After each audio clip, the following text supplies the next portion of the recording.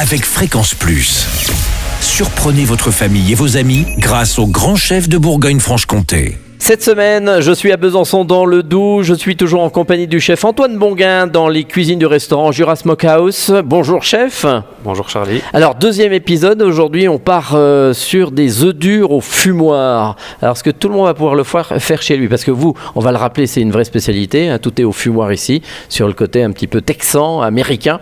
Et est-ce qu'on peut le faire chez soi? On peut se fabriquer son propre fumoir chez soi. D'accord. Parce que le principe du fumoir, en fait, c'est d'avoir une cuisson avec la chaleur de la fumée. Donc c'est un foyer déporté. C'est pas comme de la grillade où on grille directement sous le charbon.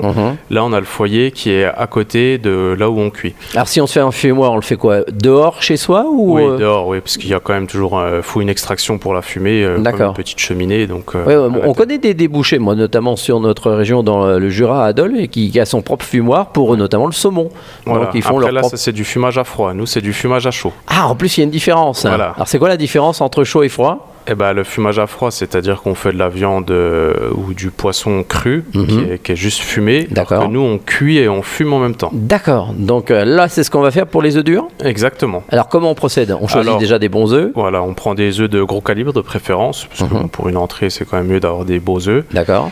On les fait cuire comme pour des œufs durs à la maison, donc dans de l'eau bouillante, traditionnellement. Après, moi, je les laisse refroidir, j'enlève la coquille, et après, je les passe au fumoir pour donner la coloration aux œufs et puis le goût du fumé. Et ils vont se teinter un petit peu. Voilà, c'est ça. D'accord. Exactement. Et une fois qu'ils sont fumés, on laisse combien de temps l'œuf? Bon, les œufs, c'est 15-20 minutes. Ah, pas plus? Non, c'est très rapide. En fait, ça prend la coloration et le goût. D'accord. Et quel genre de bois vous mettez? Nous, on prend du bois de chêne ou de hêtre. D'accord. Donc après, ça peut se faire avec tout type de bois. Enfin, faut éviter le sapin parce que ça fume beaucoup. Et puis ça sent le sapin. Voilà. Donc, alors, une fois que l'œuf est prêt, et ben après on le refroidit et on le sert et nous on l'agrémente de bacon un petit peu dessus en chips et on fait une petite sauce maison à base de mayonnaise, moutarde, sauce sriracha.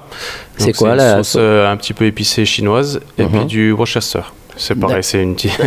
Non, mais on peut le trouver dans le commerce facilement. Oui, ça, on peut le trouver dans le commerce. D'accord, donc on mélange les 4 ingrédients. Voilà, on l'utilise beaucoup pour faire les tartares, le Worcester. Ah d'accord, ok. Et on mélange tout. Voilà, on mélange le tout et on en met un petit peu sur les œufs. Voilà. D'accord, donc c'est une autre façon de faire les œufs mimosa. Voilà, c'est... un peu plus américaine. Exactement. Bon bah très bien, merci Antoine Bonguin, ici chef dans les cuisines du restaurant Jura Smokehouse à Besançon dans le Doubs. Vous aussi cette semaine, vous pouvez gagner un menu pour 2 personnes au restaurant Jura Smokehouse en envoyant papille par SMS dès maintenant au 7 14 15, papille au 7 14 15. Alors bonne chance à tous. Et pour le prochain épisode, cette fois-ci, on se retrouve avec du porc effiloché. Et d'ici là, chouchoutez vos papilles. Chaque semaine, découvrez les meilleures recettes des grands chefs de Bourgogne-Franche-Comté. Du lundi au vendredi, à 5h30, 11h30 et 19h30, chouchoutez vos papilles. Fréquence Plus.